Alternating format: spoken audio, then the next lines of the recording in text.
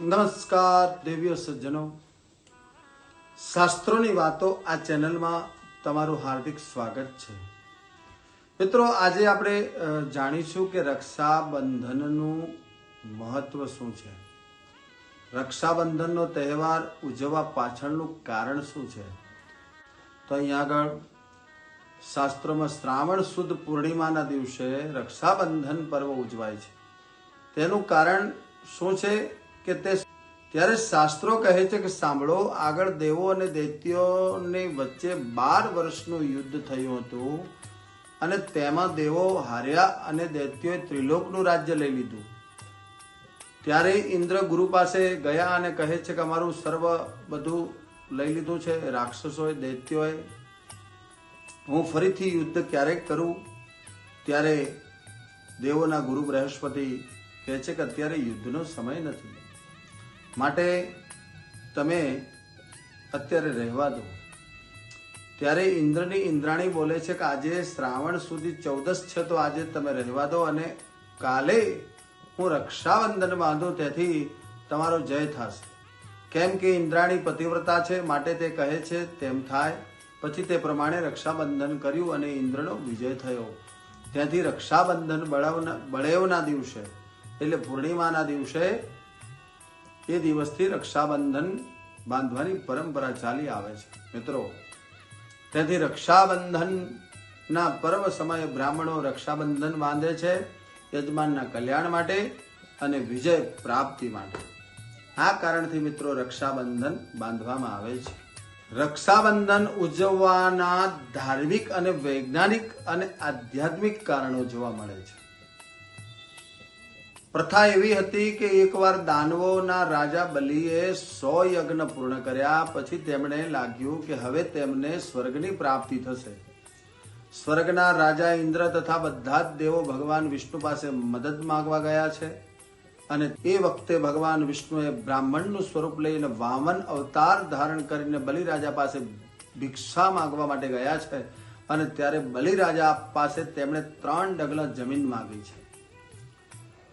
અને બલિરાજાએ હા પાડી અને ભગવાન વિષ્ણુએ 3 ડગલામાંથી 1 ડગલામાં સ્વર્ગ લઈ લીધું છે, બીજા ડગલામાં પૃથ્વી, અને ત્રીજો પગ બલિરાજાને પોતાના માથે પર મૂકવા કહ્યો. અને વિષ્ણુ ભગવાને માથા પર પગ મૂકીને બલિરાજાને પાતાળમાં ઉતારી દીધો છે. અને ત્યારબાદ ભગવાન વિષ્ણુએ પોતાનું મૂળ સ્વરૂપ ધારણ કરી અને બલિરાજાને વરદાન માંગવા માટે કહ્યું છે.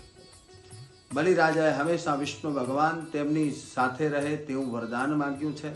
અને ભગવાન તેમને ત્યાં દ્વારપાળ થઈ અને ભગવાનને રહેવું પડ્યું છે. આ વસ્તુ લક્ષ્મીજીને ના ગમી અને ત્યારે લક્ષ્મીજી પાતાળમાં જઈ અને બલિરાજાને હાથે રાખડી બાંધે છે. અને ત્યારે કંઈક ભેટ આપવાનું બલિરાજા કહે છે. ત્યારે ભગવાન વિષ્ણુને માગે છે અને ભગવાન વિષ્ણુને બલિના દ્વારપાળમાંથી છોડાવે છે. એટલા માટે મિત્રો કહેવાયું છે, યેન બધ્ધો બલિરાજા દાન વિદ્રો મહાબલ તેન ત્વામ વિવદનામિ રક્ષે માચલ માલ. આ રક્ષાબંધનનું પર્વ છે. અને હવે આપણે જાણીશું મિત્રો વૈજ્ઞાનિક કારણ. રક્ષાબંધનનું વૈજ્ઞાનિક કારણ એવું છે કે સામાન્ય રીતે આપણી ટેકનોલોજીના યુગમાં પ્રથા છે તર્ક લગાવ્યા વિના માનીએ નહીં, ભૂલ કરી દઈએ છીએ. એના માટે હું તમને આજે વૈજ્ઞાનિક કારણ સમજાવીશ. રક્ષાસૂત્ર બનાવવા માટે કેસર, સરસવના દાણા, ચંદન, દુર્વા એટલે ઘાસ, ચોખા અને રેશમના લાલ કપડાનો ઉપયોગ થતો હતો અને થાય છે. રેશમને એન્ટીબાયોટિક મનાય છે. કેસરને વાત, પિત્ત અને કફ નાશક અને પેઇન કિલર મનાય છે. અને સરસવ એ ચામડીના રોગો, વાળની સમસ્યા અને શરીરના જરૂરી ઉત્સેચકો માટે ખૂબ જ મહત્વનું છે. દુર્વા એક એવા પ્રકારનું ઘાસ છે કે જે એસિડિટી, ડાયાબિટીસ, કબજિયાત, મેદસ્વીતા વગેરે માટે ખૂબ જ લાભદાયી નીવડે છે. ચંદન શીતળતા આપે છે. મગજમાં સોરેન્સ્ટિક રિલીઝ થાય છે, જે મગજને ખૂબ જ ફાયદાકારક બનાવે છે. અને મિત્રો, રક્ષાબંધનમાં રાખડીને જમણા હાથ ઉપર જ બાંધવામાં આવે છે. તેની પાછળનું કારણ છે કે જેમાં પૂર્ણિમાના દિવસે આપણા શરીરમાં બ્લડ પ્રેશર હાઈ હોય છે. રેશમ માટે એટલા માટે રેશમને કાંડા ઉપર બાંધવાથી બ્લડ પ્રેશર નિયંત્રણમાં રહે છે. આધ્યાત્મિક કારણ હવે આપણે સમજીશું કે જ્યારે એક બેન તેમના ભાઈના માથા ઉપર તિલક લગાવે છે અને ત્યારે ભાઈને વિશ્વાસ છે કે આપણે ભલે શારીરિક રીતે ભાઈ બહેન છીએ પણ વૈશ્વિક સ્તરે માત્ર આત્માઓ છીએ અને આપણા પિતા એ પરમાત્મા છે. એક કપાળની આ જગ્યા ઉપર આજ્ઞા ચક્ર છે ને જ્યાં હંમેશા પોતાનું ધ્યાન કેન્દ્રિત રાખશે. ચોખા લગાવવાથી એવું યાદ કરાવવામાં આવે છે કે જે ચોખાને અક્ષત પણ કહેવામાં આવે છે. અક્ષત એટલે એવું કે જેની ક્ષતિ થઈ શકે નહીં. અક્ષતથી એવું માનવામાં આવે છે કે સંસાર આખો નશ્વર છે, માત્ર આ બિંદુ જ શાશ્વત છે. આ કારણે અને મીઠાઈ ખવડાવીને એવું યાદ દેવડાવવામાં આવે છે કે જે હંમેશા તારા મોંમાં મીઠા જ બોલ નીકળે. તું બીજાના જીવમાં વચન અને કર્મથી મીઠાશ જ ઘોળજે. રક્ષાબંધન એ ધાર્મિક તહેવાર છે જે ભાઈઓ અને બહેનો વચ્ચેના બંધનને ઉજવે છે.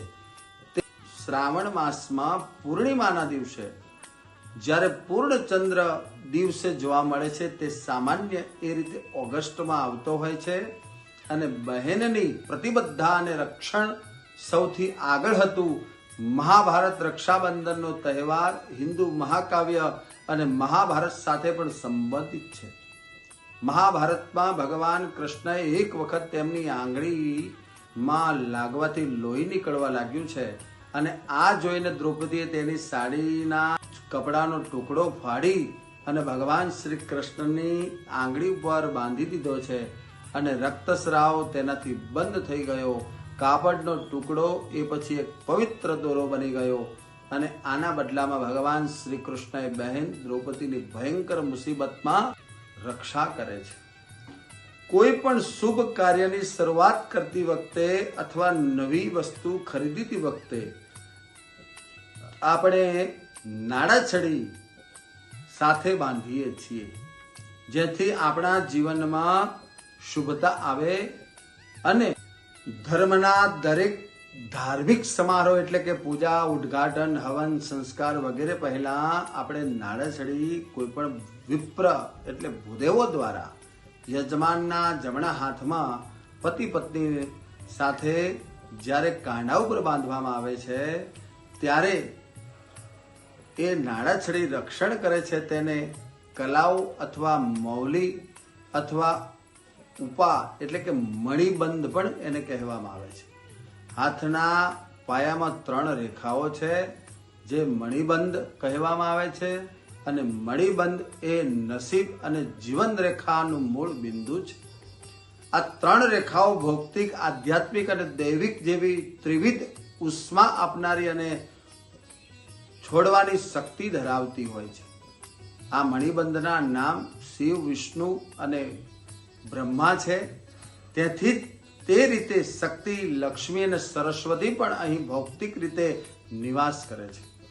જ્યારે આપણે રક્ષા માટે નાડાછડી મંત્રનો પાઠ કરી અને કાંડા ઉપર જ્યારે બાંધવામાં આવે છે ત્યારે 3 દોરાઓ 3 ત્રૈલોક્ય એટલે 30 શક્તિને સમર્પિત થઈ જાય છે અને જેના કારણે રક્ષા સૂત્ર ધારણ કરનાર વ્યક્તિ દરેક રીતે રક્ષા થાય છે અને રક્ષા સૂત્રનો સંકલ્પ કરી અને જીવનમાં ખૂબ આગળ વધે છે. મિત્રો, આ કારણ છે રાખડી બાંધવાનું. રક્ષા બાંધવાથી ભાઈનું કલ્યાણ થાય છે અને બહેનનો પ્રેમ અને પરિવારનું કલ્યાણ. આ જ પર્વનું નામ છે રક્ષાબંધન. આ જ કારણથી આ રક્ષાબંધનનો પર્વ ઉજવવામાં આવે છે. હવે આપણે આગળના વિડીયોમાં જાણીશું કે રક્ષાબંધનના દિવસે એટલે પૂર્ણિમાના દિવસે ભદ્રા કયા સમયથી ચાલુ થાય છે કેટલા સમયમાં અને ક્યારે રાખડી બાંધવી એ તમામ પ્રકારની માહિતી હું તમને આગળના વિડીયોમાં આપીશ. ત્યાં સુધી બધાને ઓમ નમઃ શિવાય.